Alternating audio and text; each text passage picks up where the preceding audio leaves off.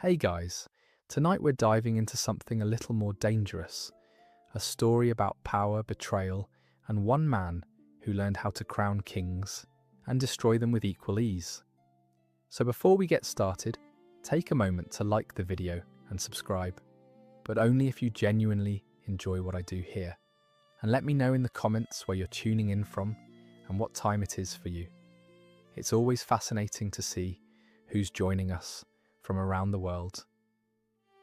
Now dim the lights, maybe turn on a fan for that soft background hum, and let's ease into tonight's journey together. In 1471, a man died in the fog. His name was Richard Neville, Earl of Warwick. They called him the Kingmaker. He had crowned one king, dethroned him, installed another, then betrayed that one too. He fought for York, then he fought for Lancaster. He made Edward IV. Then he tried to break him. When the fog cleared at the Battle of Barnet, Warwick lay face down in the mud, his armour pierced, his army shattered, and his legacy written in blood and confusion. No one mourned him. Both sides called him a traitor. But here's what they don't tell you. Warwick had received 6 specific warnings that Edward was slipping from his control. 6 moments where he could have stepped back, accepted his diminished role, lived out his days in wealthy obscurity. What he did with those warnings reveals a shocking truth about power and the men who think they're untouchable. However, even more disturbing is what Edward knew about Warwick's ambitions years before the betrayal. How he studied the man who made him king, learned his patterns, identified his weaknesses, and then built a cage so slowly, so carefully, that Warwick didn't realise he was trapped until the door slammed shut. And the final thing, the thing that changes everything about this story? Warwick saw it coming. He knew Edward was boxing him in. He knew the alliance with Margaret of Anjou was desperate and probably doomed. He knew that invading England one more time was a gamble that could cost him everything. And he did it anyway, because some men would rather die reaching for power than live without it. Spoiler alert, everyone in this story makes terrible decisions, and most of them die badly because of it. This is the story of the Kingmaker, and it doesn't start with crowns or battles or dramatic declarations of war. It starts with a boy born into cold stone and colder ambition, learning that in medieval England, you didn't wait for power to be handed to you. You took it, you shaped it, you made it bow, and if it didn't bow, you broke it. Or it broke you, usually both. Imagine you're born on November 22nd, 1428. Not in some modest manor where minor gentry pretend they're important. You're born in Ralby Castle, County Durham, in the brutal north of England, where winter is less a season and more a state of existence. Ralby Castle is massive. 9 towers scraping the perpetually grey sky. Walls so thick that when you stand inside, you can't hear the wind screaming outside. Stone floors so cold they hurt your feet, even through leather boots. Torches that flicker and cast shadows that look like conspiracies in progress. This is the world Richard Neville enters. A world of hierarchy, violence, and the constant unspoken understanding that you are better than other people. Not because of your character or your achievements, because of your blood. Your name.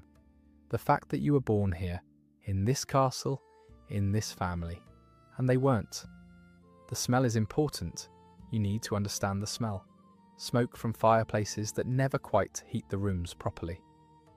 Roasted meat, because the Nevilles eat well, ostentatiously well, making sure everyone knows they can afford swans and venison, while peasants gnaw on turnips. Damp stone that never fully dries, no matter how many fires you light. The metallic tang of chainmail and swords being oiled and sharpened. And underneath it all, the smell of authority. It's hard to describe if you've never experienced it, but it's there. The smell of a place where people bow, where decisions are made that affect thousands of lives, where power sits heavy in the air like incense. Richard is the second son, which in medieval terms means your insurance. Your older brother, also named Richard because medieval families were terrible at naming children, gets everything. the title, the lands, the future. You get a blessing, some money if you're lucky, and the strong suggestion that a career in the church might be nice. Unless you're ambitious, unless you're smart, unless you learn early that the rules are just guidelines for people who aren't clever enough to rewrite them. And Richard learns fast. England in 1428 is bleeding out slowly. King Henry V, the great warrior king who made France kneel and England feared, died 7 years ago in 1422. He was 35. In his prime, dysentery got him. Medieval warfare killed you with glory or with infected intestines. There was no middle ground. Henry left behind an infant son. Henry VI, 9 months old, a baby king, which meant England was now governed by a regency council, a committee of nobles and bishops who were supposed to rule wisely until the baby grew up. Here's the problem with committees. They don't rule wisely, that is. They squabble, they manoeuvre for position. They protect their own interests, while the kingdom slowly, inexorably, comes apart at the seams. And across the English Channel in France, the great English empire that Henry V built through blood and brilliance is rotting.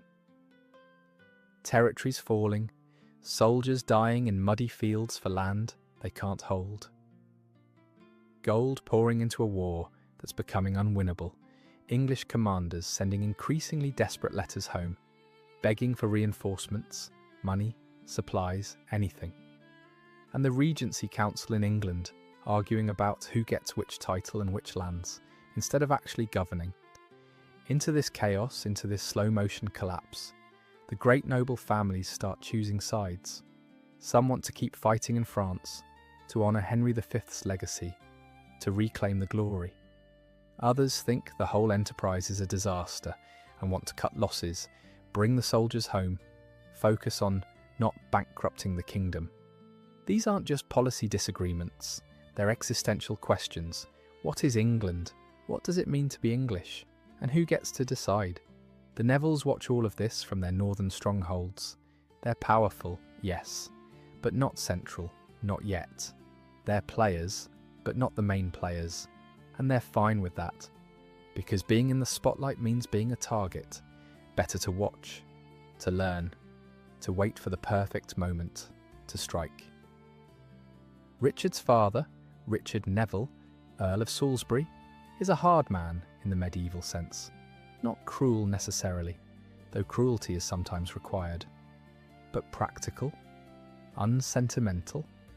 He understands that in the 15th century England, sentiment is a luxury you literally cannot afford if you want your family to survive. He's fought in France, commanded men, seen what happens to nobles who back the wrong faction or hesitate at the wrong moment.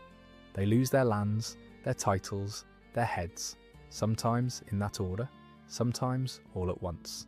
So Salisbury teaches his children, especially his sons, the most important lesson a medieval nobleman can learn. Loyalty is conditional, always. Your most trusted ally today can be your executioner tomorrow if the political winds shift. And in England, those winds are always shifting. So you don't commit fully to anyone. You make friends on all sides. You keep your options open. You smile at everyone and trust no one. And you always have an escape route planned. Richard Neville absorbs these lessons the way stone absorbs water, slowly, deeply, permanently. Picture him at 8 or 9 years old, seated at the far end of the great hall during one of his father's feasts. He's not at the high table because he's not the heir. He's down with the lesser relatives and minor knights, but he's not sulking or daydreaming. He's watching. Who enters the hall first, who his father greets warmly, and who gets the polite but distant nod, who sits near the fire where it's warm, and who's stuck near the draughty doors, who gets served the best cuts of meat, and who gets what's left over, who his father praises directly, and who gets the compliment that sounds nice, but is actually an insult if you're listening carefully. Your loyalty to the crown is admirable. Translation: you're naive and easily manipulated. You've always been a man of principle. Translation: you're rigid and politically stupid. I've always valued your counsel. Translation: I haven't listened to a word you've said in years. Richard learns to decode this language, the grammar of power, the syntax of control, and he learns something else, something crucial. The loudest voice in the hall is almost never the most dangerous one. It's the quiet voice, the one in the corner, the one listening, watching, calculating, the one who speaks once and changes everything. His mother, Alice Montague, is the architect of all this. She's the one who brought the Salisbury title into the Neville family through her bloodline. Her father was the Earl of Salisbury before Warwick's father. When she married into the Nevilles, the title came with her. This isn't romantic, it's transactional. Medieval marriage is corporate merger plus genetic lottery. Alice knows this. She was raised in it, and she raises her children, particularly her sons, but also her daughters, with an iron will wrapped in silk. She teaches them to appear humble while plotting 3 moves ahead, to smile at enemies while mentally preparing their destruction, to bow gracefully while sharpening knives in the dark. She teaches them that power is a performance. You have to know your audience. You have to give them what they expect while doing what you want. And most importantly, you have to make them think your rise is inevitable, natural, deserved. That you're not taking power, you're merely accepting what was always meant to be yours. Medieval motherhood at its finest. Young Richard inherits his mother's intellect and his father's ruthlessness. Even as a child, he has a quality that makes adults pause and pay attention. Not charm exactly. Richard is never charming in the warm, approachable sense. But he has presence, a cold charisma. When he enters a room, people notice. When he speaks, people listen. Not because they like him, but because there's something about him that suggests crossing him would be unwise. He's educated in the standard ways. Latin because it's the language of the church, the law, diplomacy, any document that matters. You can't read a treaty, or a papal bull, or a land charter without Latin. French because it's still the language of the English court and aristocracy, even though England and France are at war, and have been for over a century. The English nobility speaks French at dinner, in private correspondence, in moments when they want to distinguish themselves from commoners who only speak English. Rhetoric, the art of persuasion, because a nobleman who can't argue convincingly is useless in council chambers, parliament, anywhere decisions get made. Horsemanship, because medieval warfare is still dominated by mounted cavalry, and a knight who can't ride is a joke. Swordplay, because even if you never set foot on a battlefield, you need to know how to defend yourself in a world where duels, brawls, and political assassinations are just part of how things work. And the Bible, because piety is useful. A man who can quote scripture, who can invoke God's will convincingly, can justify almost anything. Wars, executions, betrayals, land grabs, all in the name of divine providence. But Richard's real education, the one that shapes him, happens at the dinner table, in the great hall, in the quiet conversations he overhears between his father and visiting lords. He learns that power has a vocabulary, a choreography, an etiquette that's more rigid and more important than any dance. And if you understand that choreography, you can manipulate it, control it, use it to rise. He also learns, perhaps most importantly, that loyalty is currency. You trade it, you invest it carefully, and you never ever spend it all in one place. Today's ally is tomorrow's corpse, if the situation demands it.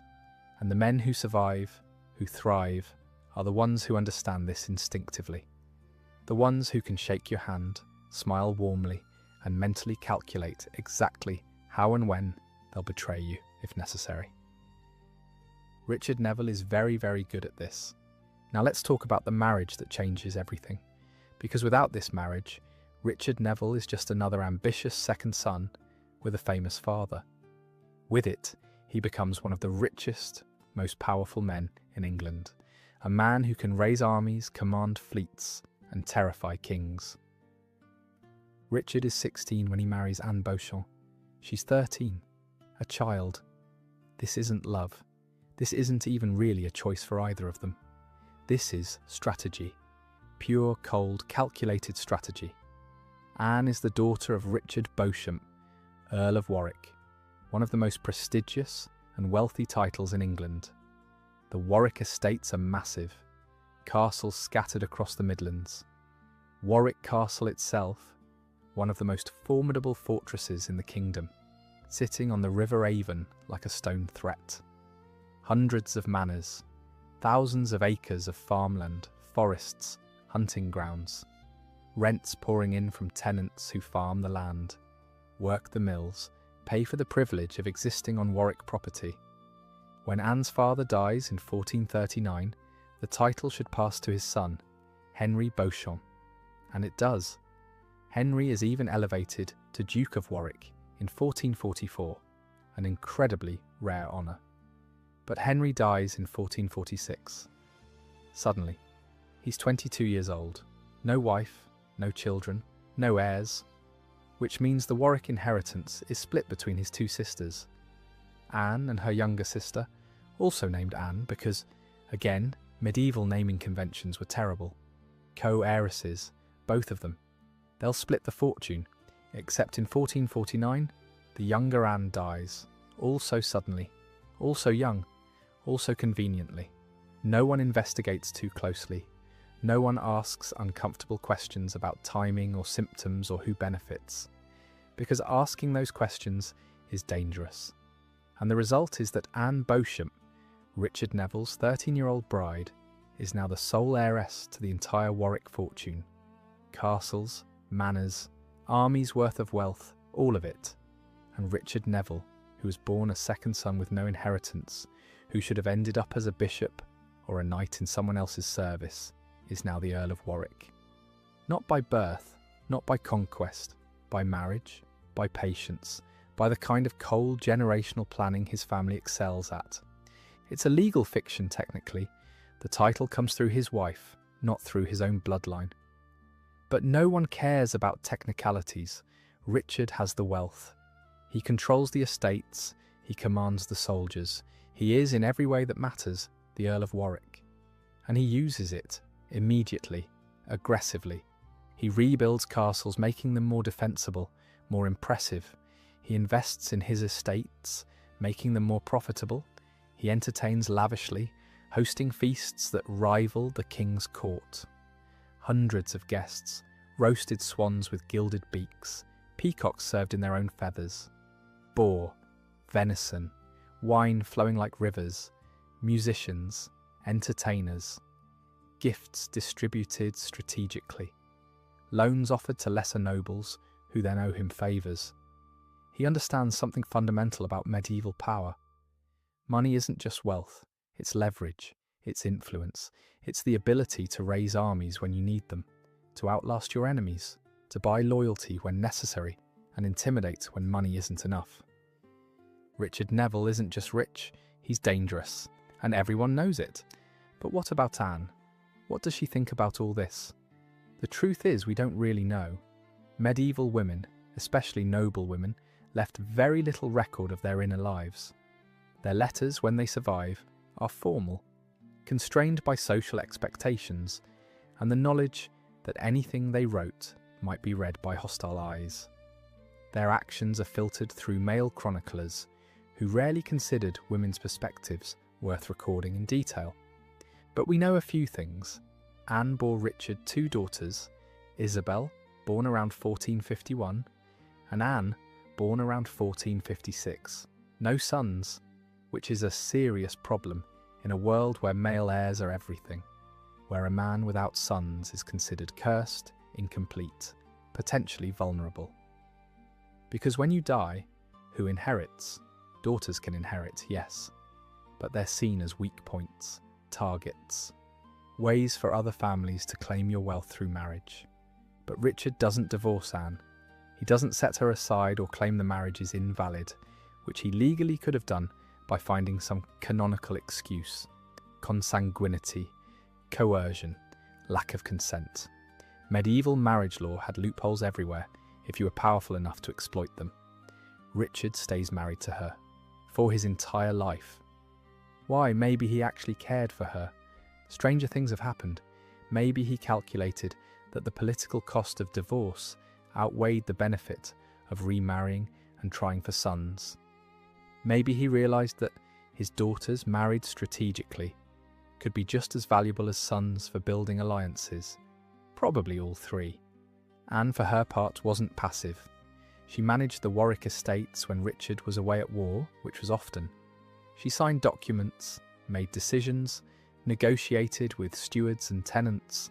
Medieval noblewomen, especially wealthy ones, were often de facto CEOs of massive economic enterprises. They ran estates, managed finances, resolved disputes, represented the family in their husband's absence. Anne Beauchamp did all of this. She wasn't decorative, she was functional, essential, and Richard used his daughters the way all medieval fathers used their children, as political assets. Isabel, the eldest, would eventually marry George, Duke of Clarence, the king's brother, in a union that was as much about consolidating power as about family. Anne, the younger daughter, would be betrothed to Edward of Westminster, the Lancastrian heir, and then, after his death, marry Richard, Duke of Gloucester, who would become King Richard III. Through his daughters, through their marriages, Richard Neville's bloodline would touch royalty even if he himself never wore a crown. But we're getting ahead of ourselves, because before Richard Neville becomes the Kingmaker, before he crowns Edward IV and then tries to destroy him, we need to understand the kingdom he's operating in. And that means understanding King Henry VI, because Henry is the reason everything falls apart. Henry is the vacuum that everyone tries to fill. Henry is the weak point that breaks England. King Henry VI is, by all accounts, a genuinely good man, pious, gentle, kind to servants, to animals, to everyone really. He loves books more than battles, prayers more than politics. He founded Eton College in 1440 and King's College, Cambridge, in 1441, pouring money into education and the salvation of souls. He cares deeply about justice, about mercy, about doing the right thing, all of which would be admirable, even saintly, if he were a monk or a priest or a scholar. But he's not. He's a king. And England in the 1440s and 1450s doesn't need a saint. It needs strength, decisiveness, the ability to command respect and, when necessary, fear. Henry doesn't have it. He's weak. Not physically, though he's not particularly robust, but temperamentally, psychologically. He hates violence, hates conflict, hates making decisions that might hurt people.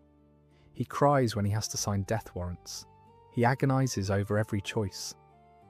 And in a world where kingship requires brutal decisiveness, where you need to be able to execute nobles, crush rebellions, and make alliances through intimidation, Henry is catastrophically unsuited. And then there's the madness. Starting in 1453, Henry suffers episodes of complete mental collapse. He slips into catatonic states where he can't speak, can't move, can't recognize his own wife, or respond to any stimulus. He just sits, staring at nothing, for weeks or months. It's probably some form of severe mental illness, depression, schizophrenia, something hereditary, possibly since his grandfather, Charles VI of France, suffered similar episodes. Medieval medicine has no idea what to do with this.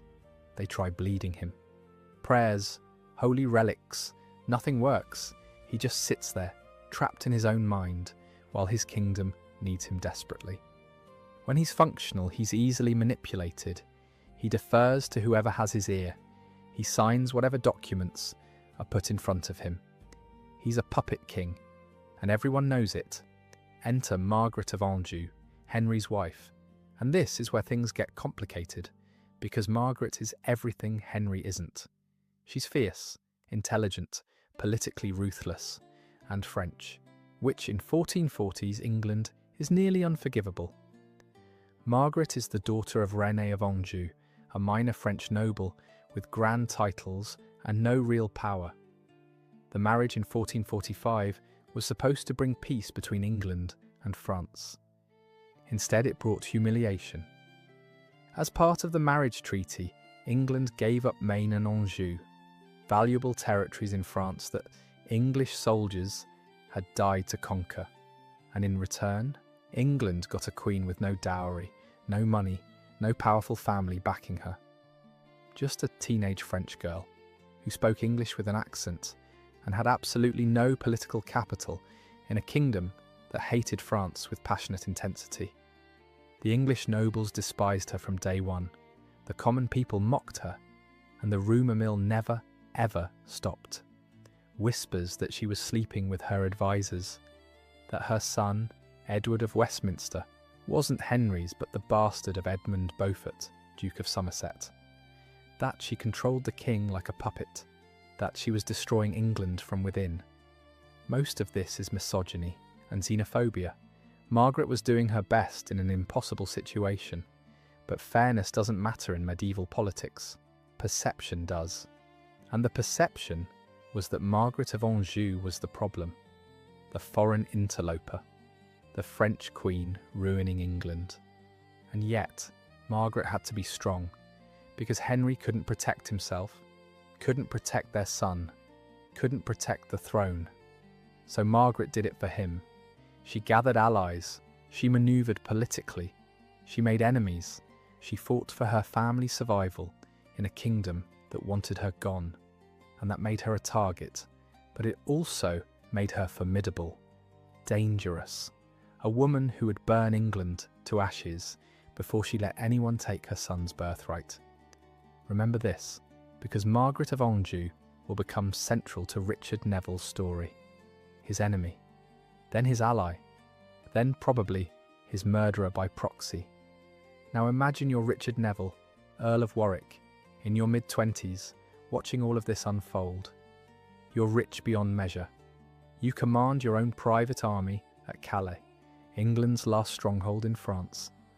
You have castles, lands, influence, and you're watching a kingdom tear itself apart over a weak king and a hated queen. And you see opportunity everywhere, because there's another man with royal blood, Richard, Duke of York. And York is everything Henry isn't. Tall, commanding, competent, battle-tested, a proven administrator, and crucially, he has a claim to the throne that's arguably better than Henry's. York is descended from Lionel of Antwerp, Duke of Clarence, the second surviving son of Edward III. Henry VI's claim comes through John of Gaunt, Duke of Lancaster, the third surviving son. In terms of strict primogeniture, York's claim is superior, but primogeniture isn't absolute. Henry is already king. He's been crowned, anointed, and challenging an anointed king is dangerous, potentially treasonous, definitely bloody. York doesn't want to challenge Henry, not at first. He just wants England governed properly. He wants competent administration, financial stability, an end to the corruption bleeding the kingdom dry. He wants the disastrous war in France to either be won or ended, not this slow hemorrhage of gold and soldiers and dignity. But York has an enemy, Edmund Beaufort, Duke of Somerset. And Somerset hates York with a passion that goes beyond politics into blood vendetta. They have competing claims to French territories, different visions for England's future, and personal grudges stretching back years. They're both powerful enough that their rivalry threatens to tear the kingdom apart, and everyone has to choose sides, York or Somerset. There's no middle ground. Warwick chooses York, not because he loves York or believes in his cause, but because Somerset is aligned with the Queen's faction. And Somerset has blocked Neville interests, opposed Neville appointments, made it clear that if he controls the government, the Nevilles will be marginalised, possibly destroyed. So Warwick makes a calculation: back York, help him rise, and rise with him. It's a gamble, but it's calculated, and Warwick is very good at calculated gambles. In 1450, England explodes. Jack Cade's rebellion, a massive popular uprising, in Kent and Sussex. Thousands of commoners, angry about corruption, high taxes, military failures, march on London demanding reform. They capture the city briefly, execute several of the king's advisors, terrify the nobility. The rebellion is eventually suppressed brutally, but it's a warning sign. The common people are suffering. They're angry, and they blame the king's government. The kingdom is fracturing. Then in 1453, everything gets worse. Much, much worse. Henry VI suffers a complete mental breakdown. He slips into a catatonic state, unable to speak, unable to move, unable to recognize his pregnant wife or respond to any stimulus. He sits in his chambers at Windsor Castle, staring at nothing, while his kingdom teeters on the edge of chaos. Doctors are baffled, priests pray, nothing works, the king is gone, trapped somewhere inside his own mind. With the king incapacitated, someone has to govern. Parliament, desperate for leadership, appoints Richard, Duke of York, as protector of the realm. Finally, York has the authority he needs. He removes corrupt advisors, he reforms the treasury, he tries to stabilise the government, to stop the bleeding, and the Nevilles back him completely. Warwick's father, Salisbury, is one of York's key supporters, and young Warwick, now in his mid-20s, is learning how power works at the highest levels. But in late 1454, Henry VI recovers. Sort of. He comes out of his catatonic state, confused, disoriented, but technically functional. He holds his infant son, Edward of Westminster, for the first time. The baby is over a year old. Henry has no memory of the pregnancy, the birth, anything that happened during his breakdown. It's like he lost a year and a half of his life. And the moment Henry is functional again, Queen Margaret moves, fast, ruthlessly. She spent over a year watching York govern, watching him consolidate power, watching him build alliances, and she's not letting it stand. She strips York of his position as protector. She removes his allies from key positions. She brings back Somerset and the advisors York had dismissed. She makes it absolutely clear. If you oppose the king, if you oppose her, if you threaten her son's inheritance, you're finished. Done. Destroyed. York and the Nevilles don't wait to be finished. They raise an army, and in May 1455, they march on the king. Not a rebellion, they claim. A rescue mission. They're saving the king from evil advisors. It's a transparent lie, a medieval political fiction. But it's the kind of lie that gives them political cover, at least temporarily. And it's the lie that starts the Wars of the Roses. The First Battle of St. Albans is fought on May 22nd, 1455, and it's not a grand, sweeping battle with cavalry charges and elaborate tactics. It's a street fight, brutal, chaotic, personal. York, Salisbury and Warwick march into St. Albans with about 3,000 men. The king's forces, commanded by Somerset, hold the town with about 2,000 soldiers. The Yorkists demand to see the king, to present their grievances, to negotiate. Somerset refuses and sets up barricades in the streets. So the Yorkists attack. They storm the barricades, smash through, and pour into the narrow streets of the market town. It's vicious, close-quarters combat. Men fight with swords, axes, daggers in spaces so tight you can barely swing a weapon properly. Blood runs in the cobblestone gutters. Bodies pile up in doorways, in the marketplace, against the walls of shops and homes. Civilians hide in their houses, terrified, listening to the screams and the clash of steel. The Duke of Somerset is killed. Cut down in front of the Castle Inn, his body hacked apart by Yorkist soldiers. His blood soaks into the cobblestones. The Earl of Northumberland, another key ally of the Queen, is also killed. And King Henry VI, gentle, pious, terrified Henry, is caught in the middle of the chaos. He's hit by an arrow in the neck. Not a fatal wound, but enough to knock him down, to make him bleed, to terrify him completely. He's found afterward hiding in a tanner's shop, dazed, bleeding, probably praying, possibly crying. The Yorkists don't hurt him further. They can't. He's the king, anointed by God. You don't just kill a king, even a weak one, so they rescue him, clean him up, bandage his wound, and bring him back to London, where York once again takes control of the government as protector. The battle lasts less than an hour, but it changes everything. Blood has been spilled, not in some foreign field, in an English town. English nobles have killed other English nobles in the streets. This isn't politics anymore. This is war. Civil war. And everyone knows that the only way forward now is more violence, more blood, more death. The Wars of the Roses have truly begun. Not as some grand ideological conflict between York and Lancaster, between White Rose and Red, but as a vicious, personal feud between powerful families who hate each other and are willing to burn England to settle their scores.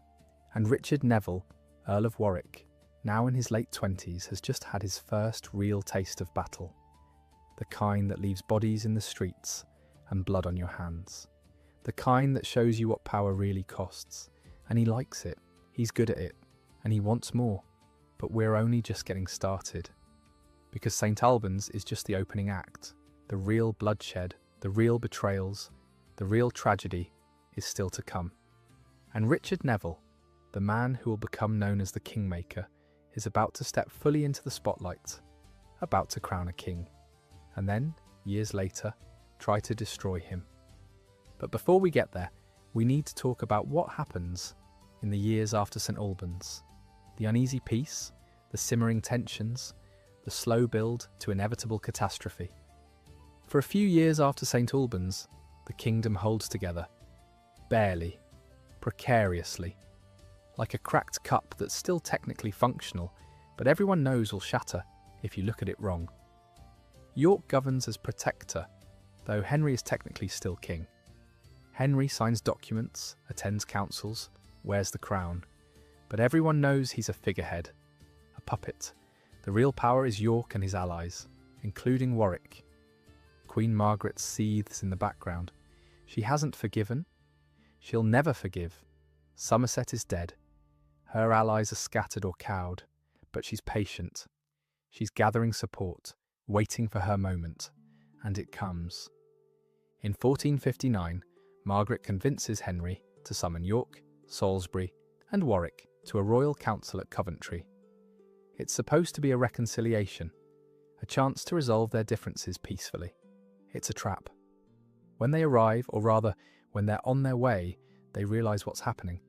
They're facing a much larger royal army.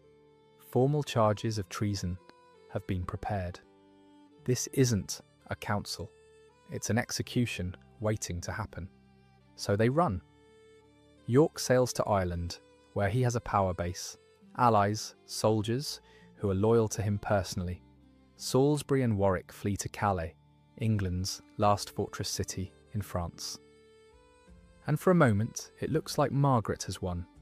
She controls the king, the government, most of England. The Yorkist lords are in exile, scattered, apparently defeated. Except Warwick controls Calais, and that changes everything.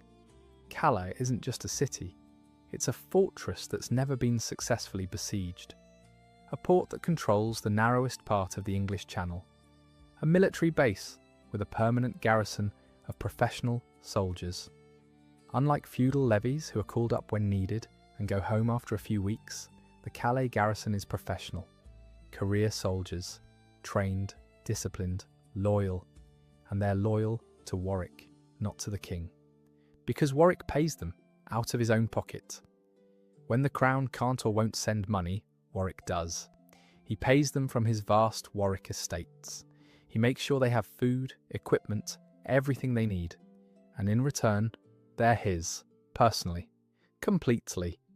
From Calais, Warwick doesn't just sit and wait and hope. He goes on the offensive. He turns himself into a pirate lord. He raids French and neutral shipping, seizes cargoes, captures ships, and he keeps the profits, or most of them. Officially, prizes captured at sea belong to the crown, but the crown is in England, and Warwick is in Calais, and possession is 9/10 of medieval law. He uses the money to pay his garrison, to build his own naval fleet, to fund his return to England, and he becomes a legend. In England, especially in London, people see him as a hero, the man who stands up to corruption, the man who protects English merchants from French and Spanish pirates, the man who, unlike the useless royal government, actually gets things done. Ballads are sung about him, his name is cheered in taverns. He's the Earl of Warwick, the man who refuses to bow, the rebel with a cause. It's brilliant political theatre, and Warwick knows it. He's not just building an army, he's building a reputation, a myth, the kind that makes people open city gates for you without a fight. In June 1460, Warwick makes his move. He sails from Calais with an invasion force, maybe 2,000 soldiers, professionals, veterans, men who fought for him for years. He lands in Kent, on the southern coast of England, and the people greet him, not with suspicion or fear, with cheers. Ringing church bells, celebrations, they see him as a liberator, the man who's going to save England from corrupt government and a weak king. Warwick marches on London, and the city gates swing open. No siege, no battle, no blood. The city simply chooses him. The mayor, the aldermen, the merchants, they all decide that Warwick and York represent their interests better than the Queen's faction does. And Warwick enters London in triumph. From London, Warwick marches north to confront the Lancastrian army. They meet at Northampton on July 10th, 1460.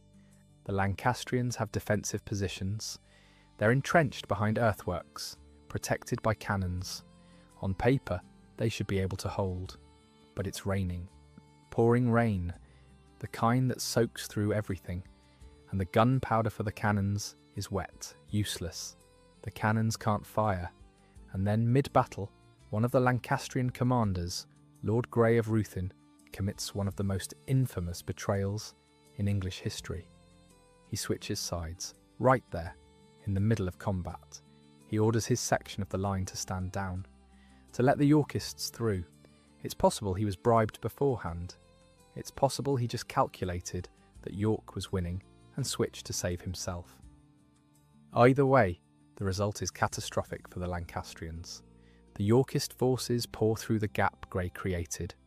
The Lancastrian line collapses, soldiers flee, commanders are killed or captured, and King Henry VI is found, once again, sitting under a tree, apparently oblivious to the chaos around him. Perhaps praying, perhaps dissociated. It's hard to tell with Henry. He's either the most pious man in England or the most disconnected from reality. Probably both. Warwick brings Henry back to London, and the pattern repeats. Control the king, control the kingdom. Or at least, that's the theory. York returns from Ireland, triumphant, flushed with victory, thinking the war is won. And then he makes the mistake that costs him everything. October 1460. Parliament. York walks in, and he doesn't bow to the king, doesn't kneel, doesn't even pretend to be a loyal subject anymore. He strides up to the throne, and he places his hand on it, claiming it, not as protector, not as regent, as king. He announces to Parliament that Henry VI's entire line is illegitimate, that the throne was stolen from the House of York generations ago, that it belongs to him by right of blood, through his descent from Lionel of Antwerp, an older son of Edward III, that he's done pretending, done serving, done waiting. The room goes silent. Nobles stare, bishops look horrified. Even Warwick is shocked, because this wasn't the plan. The plan was to control Henry, to govern through him, to maintain the fiction that they were loyal subjects rescuing the king from evil advisors. York has just blown that fiction to pieces. He's declared open war, not just on the Lancastrian faction, on the entire constitutional order of England. Parliament panics. They're terrified of civil war, of the chaos and bloodshed that's coming. They try desperately to find a compromise, something, anything, and they come up with the Act of Accord. a desperate attempt to satisfy everyone and prevent catastrophe. Here's the deal. Henry VI remains king for his lifetime. He keeps the crown, the title, the dignity of kingship. But after his death, the throne passes to Richard, Duke of York, not to Henry's son, Edward of Westminster. The Lancastrian line ends with Henry. The Yorkist line begins with York's eventual succession. It's an impossible compromise. It satisfies no one, but both sides agree. Henry, passive and pious as always, signs the act. He probably doesn't fully understand what he's agreeing to, or maybe he does and just doesn't care anymore. He's tired, broken. He's been king since he was 9 months old, and it's destroyed him. York accepts the act, thinking he's won. He'll be king. Not today, but soon. Henry won't live forever. But Margaret of Anjou in the north with her son Edward of Westminster rejects it absolutely, totally, with every fibre of her being. Her son is the rightful heir. The act of accord is illegal, treasonous, illegitimate, and she's going to destroy everyone who supports it. She begins raising an army, and not just any army. She gathers soldiers from the north, where loyalty to Lancaster runs deep. She brings in Scottish mercenaries. She promises land, titles, loot, whatever it takes to build a force large enough to crush York. In December 1460, York hears about Lancastrian uprisings in the north. He marches to deal with them. He's confident, maybe overconfident. He's won every major battle so far. St. Albans, Northampton. He's captured the king twice. He has Parliament on his side. He's about to be king. Why would this be different? It's different because Margaret has 18,000 soldiers waiting for him, and York has maybe 5,000. December 30th, 1460. Wakefield, Yorkshire. Cold, possibly snowing, definitely miserable weather. York and his forces are at Sandal Castle, a Yorkist stronghold. They should stay inside. Wait for reinforcements. But York doesn't wait. Some accounts say he's lured out by a false offer of negotiation. Others say he just underestimates the size of Margaret's army and attacks thinking he can win. Either way, he leads his men out of the castle, and it's a disaster. Margaret's forces surround him, outnumber him more than 3 to 1. It's not a battle, it's a slaughter. York's army is annihilated. Men are cut down, trampled, butchered, and York himself is killed. Exactly how is disputed. Some say he died fighting, others say he was captured and executed. Either way, his body is stripped, mutilated. His head is cut off and stuck on a spike. The Lancastrians crown it with a paper crown, a vicious mockery of his royal ambitions. And they display it on the walls of York, the city that bears his title, so everyone can see the man who would be king, dead, mocked, humiliated. But the horror doesn't stop there. York's 17-year-old son, Edmund, Earl of Rutland, tries to flee the battlefield. He runs toward Wakefield Bridge, hoping to escape, but he's caught by Lord Clifford, a Lancastrian commander whose father was killed at the First Battle of St. Albans.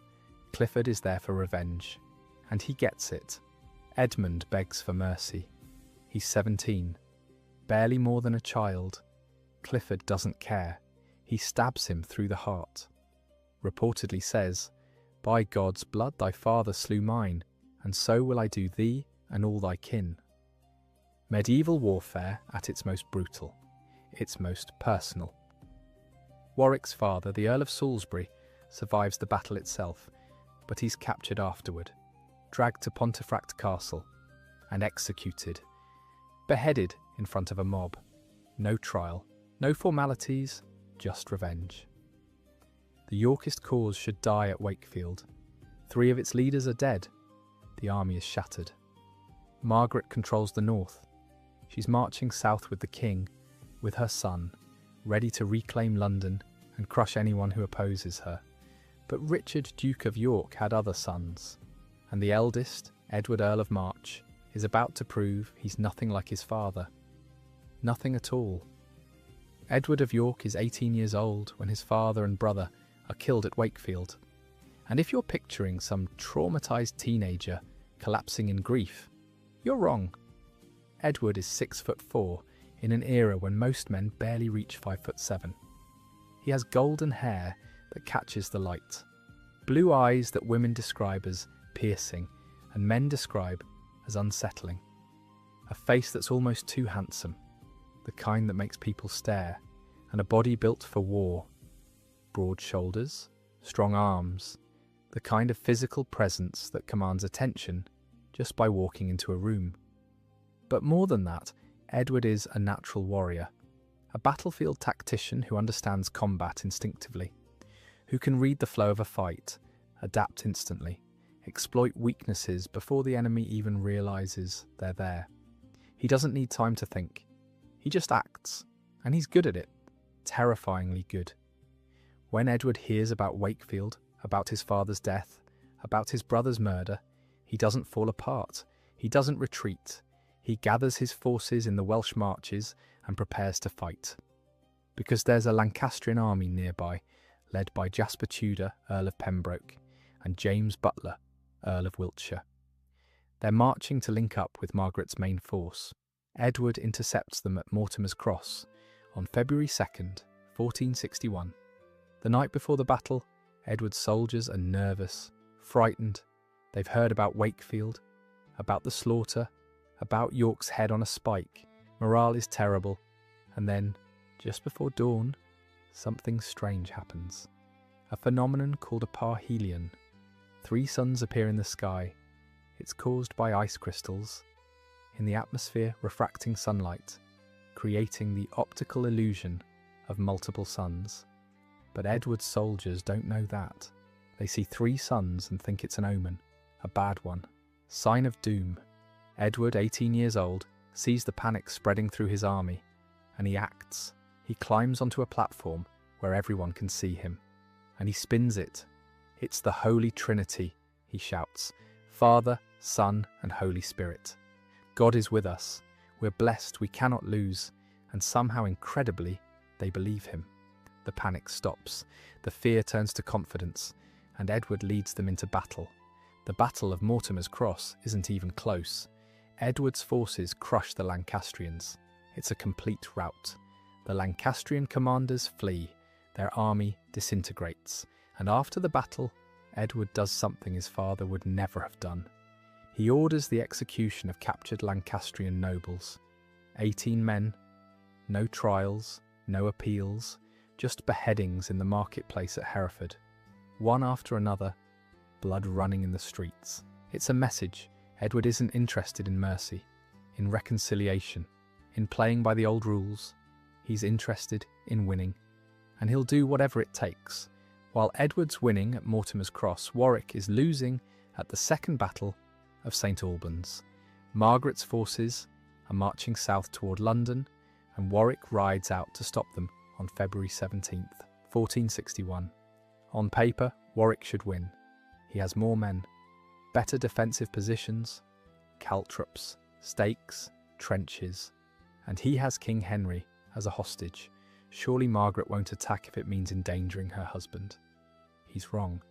Margaret's forces, guided by local scouts or just sheer determination, find weaknesses in Warwick's defensive positions.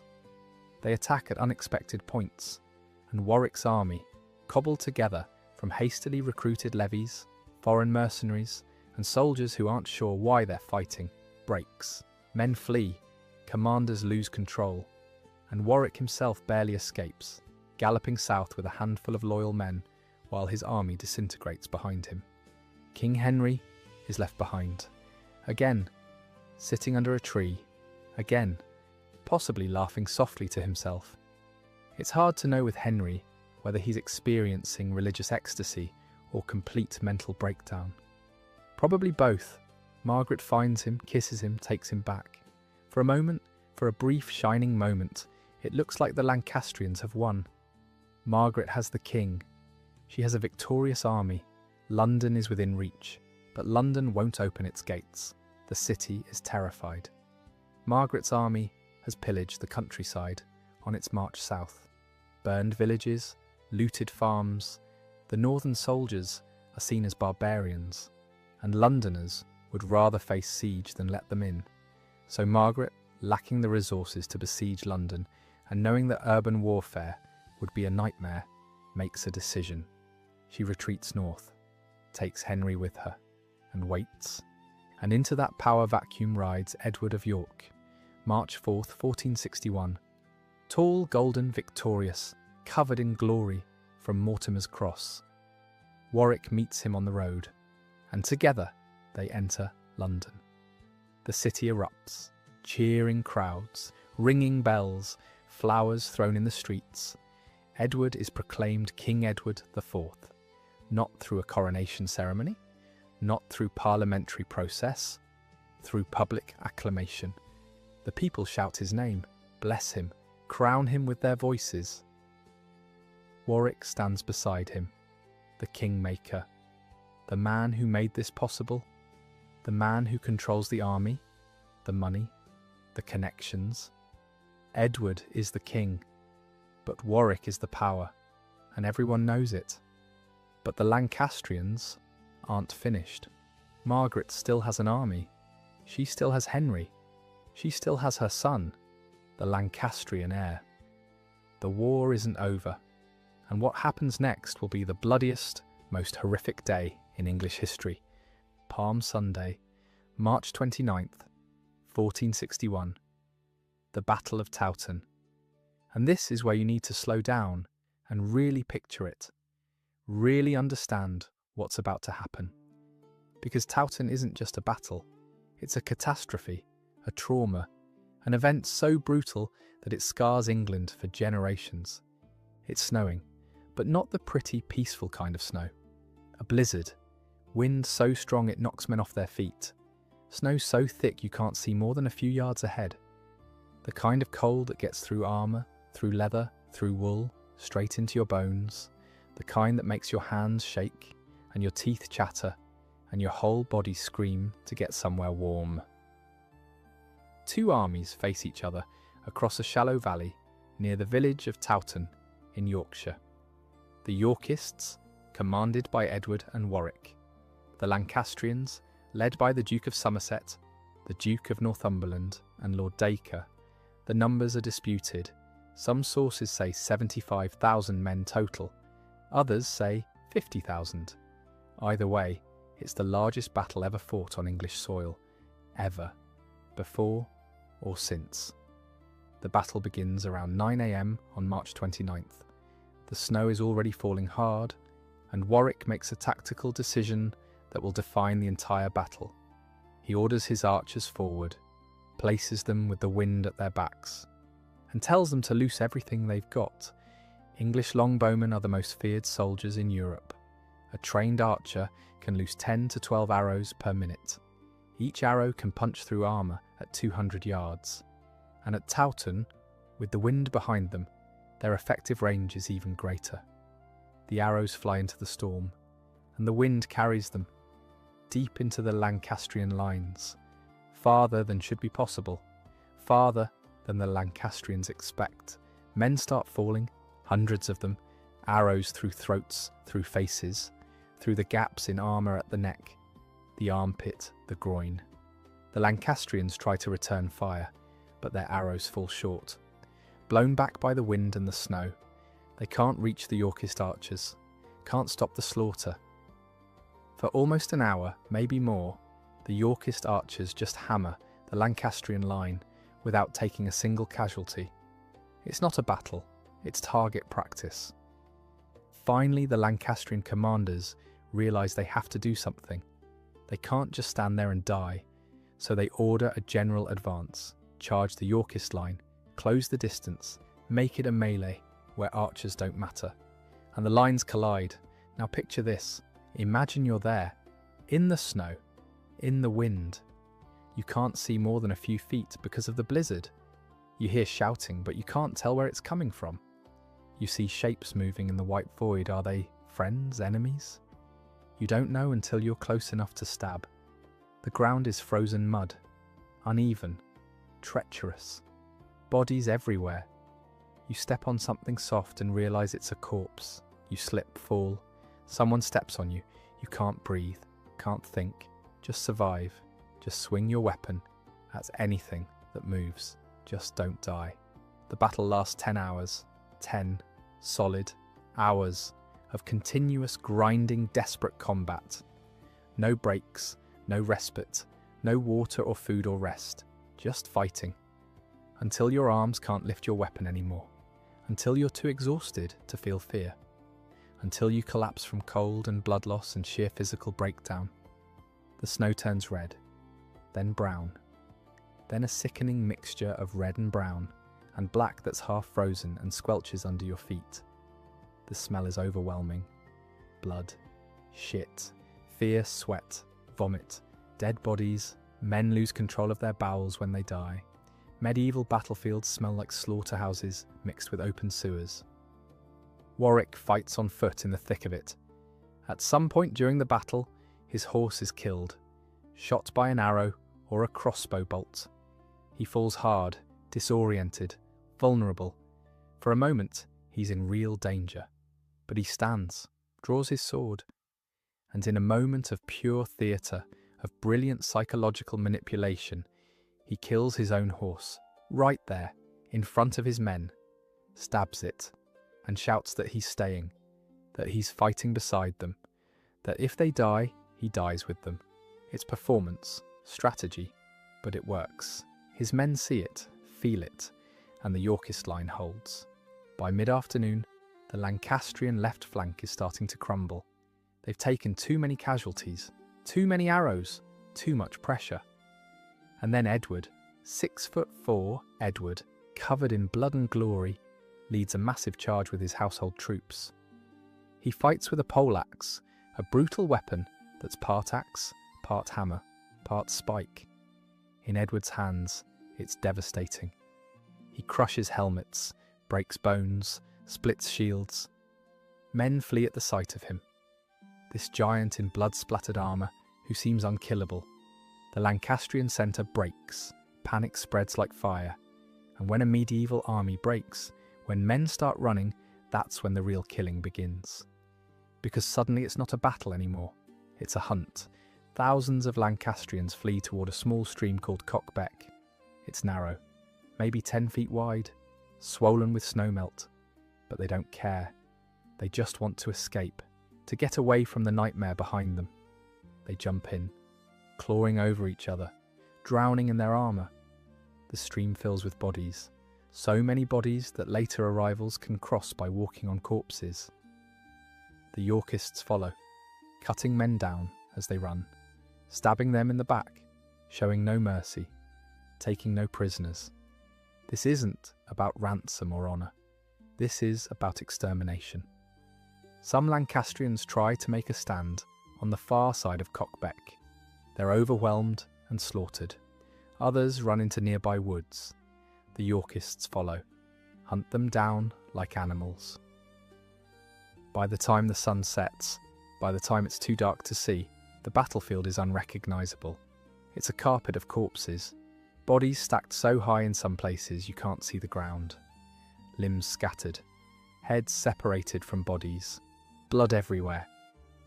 Cockbeck runs red. The chronicles aren't exaggerating. Eyewitnesses describe the water being so thick with blood that it was undrinkable for days afterward.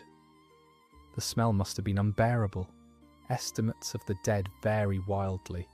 Some contemporary accounts claim 28,000 men died at Towton. Modern historians think that's probably an exaggeration. Medieval chroniclers loved big dramatic numbers, but even if the real number was 15,000 or 20,000, it's still the bloodiest single day in British history. More men died at Towton than at any other battle on English soil, ever. For context, the Battle of the Somme, one of the worst days in World War I, had about 19,000 British deaths on the first day. Towton might have matched or exceeded that. In 1461, with swords and axes and arrows, hand to hand, for 10 hours, in a blizzard. Margaret of Anjou and King Henry VI weren't at the battle. They were nearby, waiting for news. When they heard the outcome, they fled, ran north into Scotland, seeking refuge with the Scottish king. Their cause was shattered, their army was gone, their best commanders were dead or captured. Edward IV was king, not just in name, in blood, in conquest, in the brutal, undeniable reality of 28,000 corpses freezing in the Yorkshire snow. And Warwick, Richard Neville, Earl of Warwick, he had won. He had taken an 18-year-old claimant and turned him into a crowned, anointed, battle-tested king. He was the Kingmaker, the legend, the most powerful man in England who didn't wear a crown, the man who controlled armies, commanded fleets, shaped policy, the man who in France was called the Governor of England. And everyone knew it. Edward knew it. The nobility knew it. Europe knew it. Warwick was untouchable, invincible, the most powerful subject in English history. But here's the problem. Here's the trap. Here's the thing that will eventually destroy him. Once you make a king, the king doesn't need you anymore. And if you forget that, if you keep acting like the king is your creation, your puppet, your tool, eventually the king will remind you who wears the crown. And Edward IV, for all his youth and charm, and golden hair and easy smiles, was nobody's puppet. He was grateful to Warwick. Absolutely. He rewarded him with lands, titles, authority. But he was also watching, learning, growing, realizing that being the Kingmaker's king was a cage, a golden cage, yes, but still a cage, and Edward didn't like cages. For the first few years after Towton, everything is fine. England is at peace, or as close to peace as it ever gets. The Lancastrians are scattered. Henry VI is a fugitive, hiding in castles and monasteries in northern England and Scotland, shuffled between loyalists who still believe the cause isn't lost. Margaret of Anjou is in France at the court of King Louis I, begging for money, for soldiers, for help that never quite materialises. And Edward is thriving. He's young, handsome, charismatic, wildly popular. He throws feasts that last for days. He shows himself to the people, walks through London, charms nobles and commoners alike. He has that rare quality where people feel special just because he noticed them. He remembers names, asks about families, makes jokes. He's not distant and regal like most kings. He's accessible, human, likeable, and people love him for it. But Edward also has appetites. He loves food, loves wine, and most of all, loves women. He can't help himself, can't resist. Beautiful women throw themselves at him, and he catches them. Married women, unmarried women, noble women, merchants' daughters, servants. It doesn't matter. Edward wants pleasure, variety, excitement, and he takes it, constantly, openly, sometimes scandalously. Warwick disapproves, not out of moral righteousness. Warwick doesn't care about Edward's soul, but politically, Edward's affairs are reckless. They create enemies, jealous husbands, offended fathers. They make the king look undisciplined, weak, distracted by lust when he should be focused on governance. But Edward doesn't care what Warwick thinks. And that's the first crack, small, barely visible. But it's there. Warwick stands behind Edward through all of this. He's the king's chief advisor, his military commander, his diplomatic representative. When foreign ambassadors visit England, they don't just meet King Edward. They meet the Earl of Warwick, and in many cases they treat Warwick with more respect, more deference, because everyone understands the reality. Edward is the face, Warwick is the power. Warwick entertains lavishly at his castles, feasts that rival the king's court. Hundreds of guests, roasted swans with gilded beaks, peacocks served in their own feathers, boar, venison, wine that flows like rivers, musicians, entertainers, jugglers, acrobats, gifts distributed strategically, gold chains, fine cloth, horses, loans offered to lesser nobles who then owe him favours. He understands that power isn't just military or political, it's social, cultural, performative. In France, people openly call him the Governor of England. And they're not entirely wrong. Warwick acts like a king in everything but name. He conducts his own foreign policy, negotiates his own treaties, commands his own armies, and for a while, Edward lets him. Because Edward is young, still learning, still consolidating his power. But slowly, almost imperceptibly, Edward starts making decisions without consulting Warwick. Nothing major at first, just small things. Appointments to minor offices, pardons for insignificant offenders, land grants to lesser nobles, things that don't require Warwick's input. But Warwick notices. Of course he notices. He's been watching power dynamics his entire life. He sees the pattern. Edward is testing boundaries, establishing independence. Warwick doesn't worry. Not yet. Edward is 22, 23 years old. He's young, inexperienced. He'll realise he needs Warwick. He'll learn that governing England requires more than charm and good looks. He'll come back. Except Edward doesn't want to come back. He wants to rule, really rule, without supervision, without the Kingmaker looking over his shoulder, without feeling like he owes his crown to someone else. And then Edward does something that changes everything. Something so reckless, so politically catastrophic, that it shatters the relationship between king and kingmaker forever.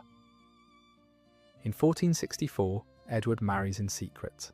Her name is Elizabeth Woodville, and she is, by every measure, the worst possible choice for Queen of England. She's beautiful, yes, strikingly beautiful. Blonde hair that falls in waves, high cheekbones, a composed, almost regal bearing that makes men stop and stare. But beauty isn't enough. Not for a queen. Not in medieval politics. Elizabeth is a widow. Her first husband, Sir John Grey, fought for the Lancastrians. He died at the Second Battle of St Albans in 1461, fighting against Edward's forces, against Warwick's forces. She has 2 young sons from that marriage, and she has no money, no lands, no powerful family, no strategic value. Her father, Richard Woodville, is a knight, respectable but not particularly important. Her mother, Jacquetta of Luxembourg, has a more impressive pedigree, but it doesn't translate to political power. By every measure, Elizabeth Woodville is unsuitable to be Queen of England, and Edward marries her anyway, in secret. On May 1st, 1464, in a small chapel at Grafton, her family's manor, with only a handful of witnesses, a priest, Elizabeth's mother, maybe a few servants, no grand ceremony, no political calculation, no consultation with advisors, just lust and arrogance and the reckless confidence of a 22-year-old who thinks he can do whatever he wants without consequences. Edward doesn't tell anyone, not his mother, Cecily Neville, the Duchess of York, who would have been absolutely horrified, not his advisors, not his brothers, and definitely, absolutely, crucially not Warwick. For months, Edward keeps it hidden, and during those months, Warwick is in France, at the court of King Louis I, negotiating the most important diplomatic alliance of his career, of his life. The plan is brilliant. Edward will marry Bona of Savoy, the sister-in-law of King Louis I. It will secure peace with France, end decades of conflict, stabilise trade, position England as a major player in European politics. Warwick spends weeks at the French court, charming King Louis, wooing French nobles, building relationships, making promises. He tells Louis that England's young, eligible king will marry into the French royal family. He stakes his reputation on it, his credibility, his entire diplomatic legacy. He's the man who can deliver England, the man who speaks for the king, the man whose word is law. And then, in September 1464, Edward tells him the truth, casually, almost as an afterthought. Oh, by the way, Warwick, I'm already married to Elizabeth Woodville. You know, that Lancastrian widow. I married her in May. Sorry I didn't mention it sooner. Imagine being Warwick in that moment. You're 41 years old. You've spent your entire adult life building power, making kings, controlling England, shaping policy. You've just spent months in France, negotiating the deal of a lifetime, promising the French king that you speak for England, that your word is binding, that you can deliver the king's marriage. And then the king you made, the boy you crowned, the man who owes you everything, tells you he's been married for months, in secret, without telling you, making you look like a fool, like a liar, like a man who doesn't control his own king, in front of all of Europe, in front of King Louis I, one of the most powerful and dangerous men on the continent, in front of ambassadors, nobles, courtiers, who will now whisper that Warwick's power is slipping, that he's been humiliated, that he's yesterday's man. Warwick doesn't explode. He's too smart for that, too experienced, too controlled. He smiles. He congratulates Edward. He says all the right things. He bows. And then he leaves France, his reputation in tatters, and returns to England, where he begins planning. Because if Edward thinks he can humiliate the Kingmaker and walk away unscathed, he's very, very wrong. Elizabeth Woodville isn't just an insult to Warwick's pride. She's an existential threat to his power. And from the moment she becomes queen, she starts systematically destroying Warwick's influence. It's shameless, blatant, and incredibly effective. Elizabeth places her family everywhere, into every position of power and wealth she can find. Her father, Richard Woodville, is elevated to Earl Rivers. Her brother, Anthony Woodville, becomes a royal advisor and one of Edward's closest companions. Her 5 sisters are married off to the richest available lords in England. And these aren't love matches. These are strategic strikes, calculated takeovers. Catherine Woodville marries the Duke of Buckingham, one of the richest, most powerful nobles in England. Margaret Woodville marries the Earl of Arundel. Anne Woodville marries the heir to the Earl of Kent. Every sister gets a wealthy, powerful husband. And suddenly, these men who might have been neutral or even loyal to Warwick are now bound to the Woodvilles.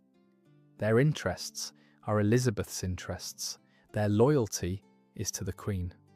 The court, which had been Warwick's territory, filled with his allies and clients, transforms. Within a year, everywhere Warwick turns, there's another Woodville, smiling, ambitious, whispering in Edward's ear. And Elizabeth herself, she's smart, ruthless, she understands power, as well as Warwick does. Better, maybe, because she has something Warwick doesn't: intimacy, access. Every night, she shares Edward's bed. Every morning, she has his ear. She can influence him in ways Warwick never could. And she makes sure Edward knows Warwick is dangerous. His power needs to be checked.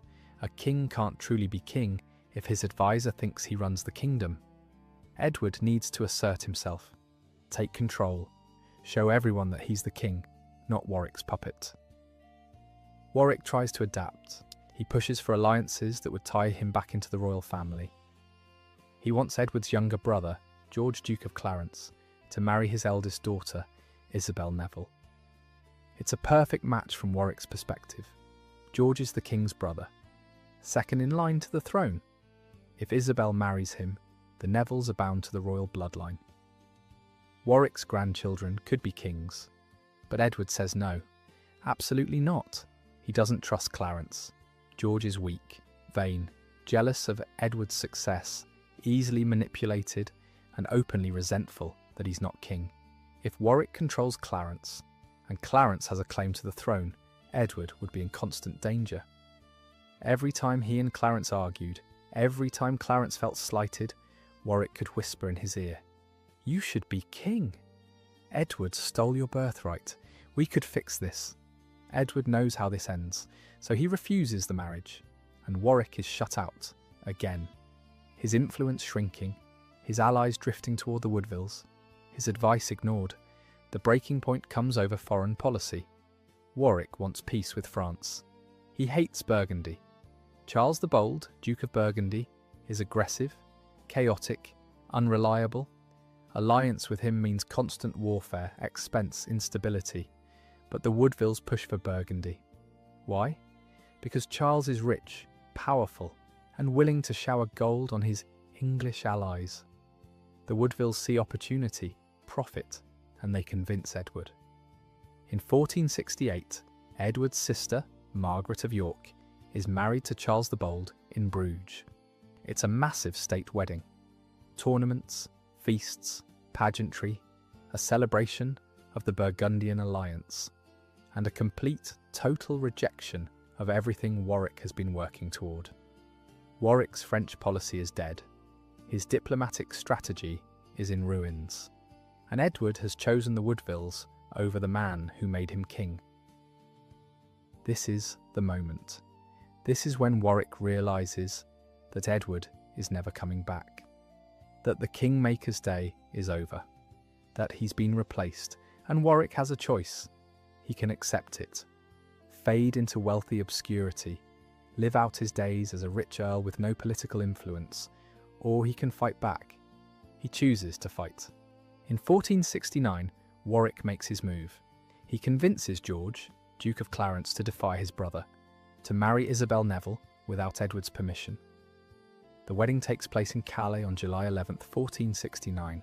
It's a public declaration of war, a line drawn in the sand, Warwick and Clarence against Edward and the Woodvilles.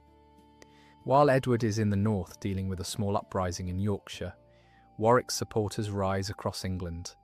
They're coordinated, prepared, and they have a target. The Woodvilles. Warwick's forces capture Earl Rivers, Elizabeth's father, and Sir John Woodville, her brother. And then, on Warwick's orders, they execute them. Publicly. At Coventry. Beheaded in front of a crowd. Warwick issues a proclamation. He's not rebelling against the king. He's saving the king from evil advisors. The Woodvilles are corrupt. They've led Edward astray. Warwick is simply doing his duty as a loyal subject. It's a transparent lie. Everyone knows it. But it's the lie that gives him political cover. The fiction that makes rebellion seem like loyalty. Edward is captured shortly afterward. Not in battle. He's travelling through the Midlands when Warwick's men surround him. He's taken prisoner, held at one of Warwick's castles, and for several months Warwick effectively rules England. He issues proclamations in the king's name, summons parliament, tries to govern, but it doesn't work. The problem with kidnapping a king is that kings have supporters, powerful nobles who benefited from Edward's rule, merchants and townspeople who loved Edward's charisma and accessibility. And the longer Warwick holds him, the more unstable the situation becomes. There are uprisings. Warwick can't suppress them because he lacks legitimacy. He's ruling through a captive king who won't cooperate. Edward, even imprisoned, refuses to sign the orders Warwick wants, refuses to legitimise Warwick's coup. He just waits, patiently, confidently, knowing that eventually Warwick will have to let him go. And in October 1469, Warwick does. Because he has no choice, Edward returns to London. He publicly forgives Warwick, embraces him, calls the whole thing a misunderstanding. He says Warwick was misled, that evil men use Warwick's loyalty against him. He welcomes George, Duke of Clarence, back into the fold. But everyone knows Edward's forgiveness is a lie, a tactical move. He's buying time, gathering strength. And Warwick? Warwick knows he's now living on borrowed time.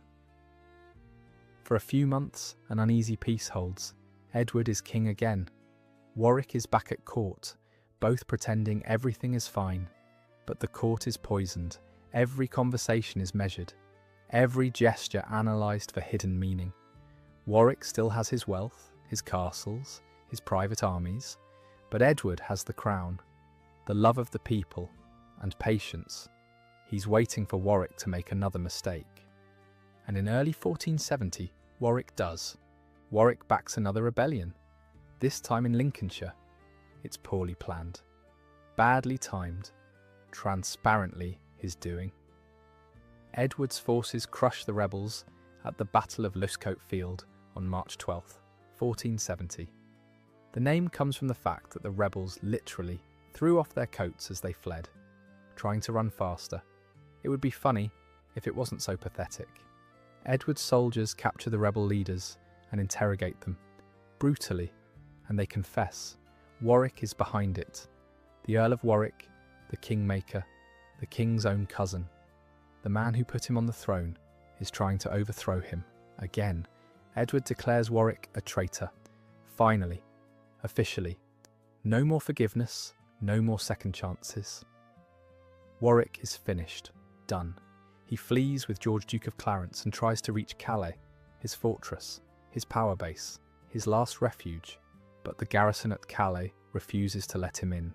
The same soldiers who once worshipped him now turn him away, because Edward has sent orders, and Edward pays them now. Warwick's power is crumbling. His reputation is in ruins. His allies are abandoning him. He has nowhere to go. Except France. He sails across the Channel with Clarence and a handful of loyal men, desperate, humiliated, and there, at the court of King Louis I, Warwick does something so shocking, so unprecedented, so absolutely unthinkable that even hardened medieval politicians can barely believe it. He allies with Margaret of Anjou. Margaret of Anjou hates Richard Neville, hates him with a visceral personal intensity that goes beyond politics into the realm of blood vendetta. He killed her allies, stole her husband's throne, crowned the man who destroyed her family, drove her into exile, tried to disinherit her son. He is, in her mind, the architect of every disaster that has befallen her.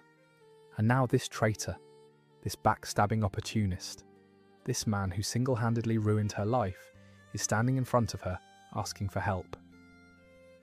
King Louis I orchestrates the meeting.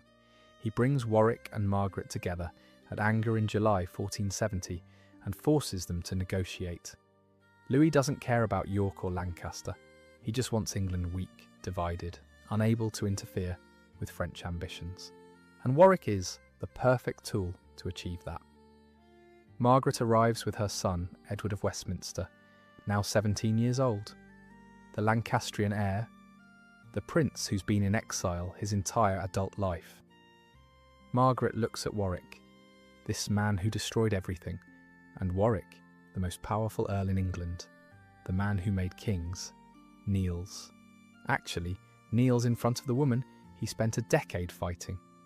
He apologises, begs for forgiveness, swears loyalty to her son, promises to restore Henry VI to the throne, to make Edward of Westminster king after Henry dies, to serve the Lancastrian cause faithfully.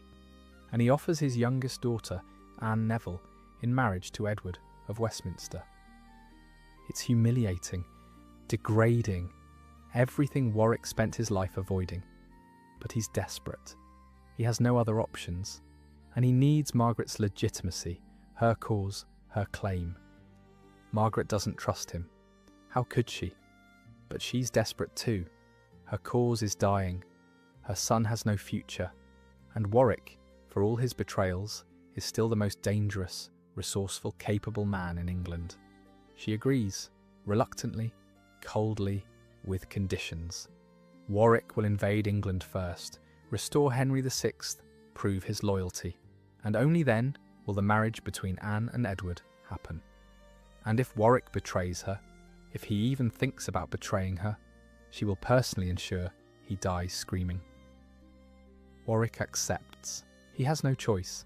King Louis loves the whole arrangement. He gives Warwick ships, soldiers, money, supplies, everything he needs to invade.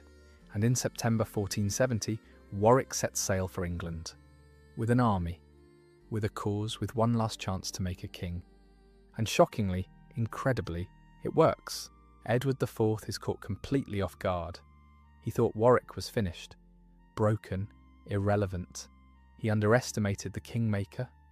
Warwick lands in Devon and marches inland. And people join him. Nobles who resent the Woodvilles, commoners who remember him as a hero, soldiers who fought for him at Towton and still respect him. Edward's support crumbles. His armies are scattered, unprepared, He has no time to mobilise a proper defence. And then George, Duke of Clarence, Edward's own brother, who had fled to France with Warwick, seems ready to betray Edward again. Edward has no options, so he does the only thing he can. He flees. He gathers his closest supporters, rides to King's Lynn on the east coast, and sails into exile in Burgundy. For the first time in nearly a decade, Edward IV is no longer King of England. Warwick marches into London unopposed. He goes to the Tower of London, where Henry VI has been imprisoned for years. And he pulls him out, dusts him off, dresses him in royal robes, and puts him back on the throne. Henry VI is now 48 years old. His hair is grey, his face is gaunt, his eyes are vacant, distant, like he's looking at something no one else can see. He's spent years imprisoned, isolated, probably mad, and now, suddenly he's king again. He doesn't understand why. He doesn't understand how. He doesn't really understand anything. He just smiles his gentle, confused smile and signs whatever Warwick puts in front of him. For 6 months, from October 1470 to April 1471, Warwick rules England. It's called the readeption of Henry VI, the restoration of the rightful king. But everyone knows the truth. Henry is a puppet, a figurehead, a sacred object that legitimizes Warwick's power. And Warwick isn't hiding anymore. He controls the government, makes appointments, negotiates with France, runs the country openly, confidently, as if he were king in all but name. He's done the impossible, switched sides, allied with his mortal enemy, invaded England, won. He's made another king. The Kingmaker has lived up to his name one more time. But there's a problem, a big one. Edward IV is still alive, and he's not done. Edward doesn't waste his exile. He spends the winter of 1470 to 1471 in Burgundy, at the court of his brother-in-law Charles the Bold, gathering support, making promises, rebuilding his forces. Charles gives him money, ships, soldiers, not out of love, but out of calculation. A Lancastrian England allied with France is a direct threat to Burgundy. Charles needs Edward back on the throne, so he funds him, arms him, and sends him back to England. In March 1471, Edward lands on the Yorkshire coast with about 2,000 men. Maybe less, it's not much. But Edward has something more important than numbers. He has momentum, he has charisma, and he has a message. He doesn't land claiming to be king. That would be too provocative, too likely to unite opposition against him. Instead, he says he's just coming home, to reclaim his Duchy of York. Nothing more, it's a lie. An obvious, transparent lie, but it's useful. It gives nervous nobles an excuse to let him pass, to not commit to fighting him immediately, to wait and see what happens.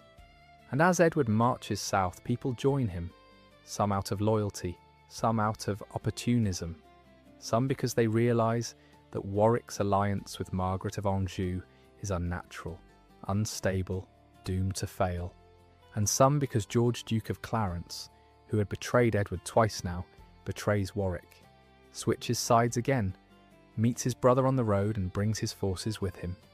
It's a stunning reversal, a knife in Warwick's back just when he needed support most. Warwick in London hears the news, and he knows he's in trouble, real trouble. He mobilises his forces, marches out to confront Edward, but he makes a fatal mistake. He waits. He wants to link up with Margaret of Anjou, who is finally crossing from France with reinforcements, and her son, Edward of Westminster. The plan is to trap Edward between two armies, crush him, end this once and for all. But Margaret is delayed. Storms in the English Channel keep her ships from landing, and Edward isn't waiting. He marches straight for London, and the city, faced with a choice between the passive, confused Henry VI and the dynamic, confident Edward IV, chooses Edward. The gates open, Edward rides in, reclaims the throne, seizes Henry VI and locks him back in the tower, and then Edward turns his army north, to face Warwick. One last time. On the morning of April 14th, 1471, the two armies meet at Barnet, a small town just north of London, and everything is wrapped in fog. Dense, impenetrable, suffocating fog, the kind that turns a battlefield into a nightmare. You can't see 50 feet ahead. Banners disappear into white void. Formations blur into shadows. Men shout orders that vanish before they're heard. This is the moment. This is where everything ends. Richard Neville, Earl of Warwick, the Kingmaker, the man who crowned two kings, is about to die. Warwick commands the Lancastrian forces. He's 42 years old, not old by modern standards, but aging for a medieval warrior. His body aches from old wounds, from years of campaigning, from stress and betrayal, and the weight of carrying England on his shoulders. This isn't supposed to be his fight. He should be ruling from a council chamber, making policy, pulling strings, but Edward forced him back into the mud. And Warwick will fight. One more time, he dismounts, sends his horse to the rear, fights on foot with his men. It's the same tactic he used at Towton, the same message. I'm not running, I'm here. If we die together. His men love him for it, trust him, would follow him into hell. The battle begins before dawn, maybe 4 or 5 a.m. In the darkness and fog, neither side can see the other until they're almost touching. The lines collide blindly. Men stab at shapes, swing axes at sounds, pray they're hitting enemies. On the Yorkist right, Warwick's left flank crumbles. Men panic, flee into the fog. On the opposite side, Warwick's right flank, commanded by the Earl of Oxford, crushes the Yorkist left. Oxford's men chase them for miles, drunk on victory, thinking they've won. But when Oxford tries to return to the fight, disaster strikes. In the fog, his banners look too much like Edward's. The star with streams on Oxford's livery is confused with the sun in splendour on Edward's. Warwick's men, already nervous, panicked by the fog and the chaos, mistake Oxford for an enemy. They open fire. Arrows and crossbow bolts slam into Oxford's returning troops. Oxford's soldiers think they've been betrayed, that Warwick has turned on them. They break and flee, and the cry goes up. Treason! Betrayal! Panic spreads through the Lancastrian lines like wildfire. Units break. Commanders lose control. Men run in all directions, blind, terrified. Edward IV, sensing the collapse, pushes forward with everything he has. The Lancastrian centre disintegrates. Men flee into the fog, and Warwick, standing in the chaos, surrounded by dying soldiers and the screams of his collapsing army, realises it's over. His army is gone. His cause is lost, and he needs to escape.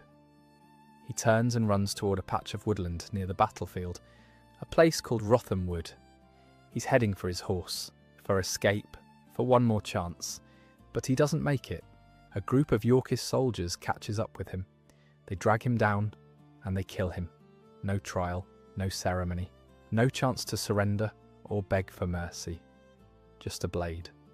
Through the throat, most accounts say. Fast, brutal, final.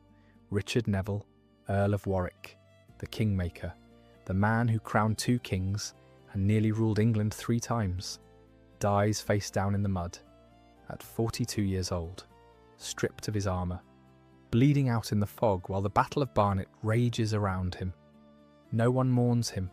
When the fog clears and the battle ends, Edward orders Warwick's body recovered. Not to honour him, to prove he's dead. They strip him naked, load him onto a cart and bring him to London. Display him at St. Paul's Cathedral for days. People come to stare, to confirm, to make sure. Because even in death, Warwick is dangerous, his legend, his myth, the possibility that he might still be alive. So Edward makes absolutely sure everyone sees the Kingmaker is dead. The Wars of the Roses continue for a few more weeks. Margaret of Anjou finally lands in England on the same day as the Battle of Barnet, unaware that Warwick is already dead. When she learns the truth, she weeps, not for him, but for the alliance, for the hope. She marches toward Wales, hoping to gather more support. Edward intercepts her at Tewkesbury on May 4th, 1471. The Battle of Tewkesbury is another slaughter. Margaret's forces are outnumbered, exhausted, demoralised. Edward's army is professional, experienced, led by a king who knows this is his chance to end everything. The Lancastrian line breaks. Men flee, drown in the River Severn. Others run into Tewkesbury Abbey, seeking sanctuary. Edward's soldiers follow them inside and kill them anyway. Among the dead is Edward of Westminster, Margaret's son, the last Lancastrian prince. Some say he died in battle, others say he was captured and murdered by Edward's brothers. Either way, he's dead at 17. The Lancastrian bloodline ends in a field in Gloucestershire. Margaret is captured. Henry VI dies in the Tower on May 21st, 1471. Official cause, melancholy. Real cause, murder. A blade to the head. Quick, quiet. Edward IV has won. Finally. Totally. The Wars of the Roses aren't technically over, but the main conflict is finished. Warwick is buried quietly at Bisham Abbey. No grand tomb, no effigy, just a grave. And history moves on. But his story doesn't die. It grows. Shakespeare writes him into plays. Historians debate him. And the nickname sticks. The Kingmaker. Not praise, a warning. This is what happens when you forget your place. When you try to control kings. But here's the thing. Warwick almost won. Twice. If the fog at Barnet had been clearer. If Oxford's men hadn't panicked. If Warwick had reached his horse. Maybe history would be different. But that's not what happened. Richard Neville, Earl of Warwick, was the most powerful man in England who never wore a crown. He commanded armies, toppled governments, rewrote the rules. He was brilliant, ruthless and tragic. He played the game better than almost anyone. But he forgot the rule. Once you make a king, you can't unmake him without destroying yourself. And that's exactly what he did. Today, if you visit Barnet, there's a small obelisk, easy to miss. But stand there on a foggy morning, and you can almost feel it. The weight, the ghosts, and somewhere in that fog, the shadow of a man who made kings and died trying to control them. Richard Neville, Earl of Warwick, the Kingmaker, the traitor, the legend. His story ended in fog and blood and silence, because power doesn't come with happy endings. It comes with choices, consequences, and the knowledge that no matter how high you rise, the ground is always waiting. So tonight, as you drift off, think about Warwick, the fog, the blood, the moment he knelt before Margaret, the choices he made, the kings he crowned, and the fog that swallowed him whole. Because Richard Neville was more than a man. He was a warning. Power is never yours to keep. And when the fog clears, all that's left is your name. And the question of whether it was worth it. Long live life.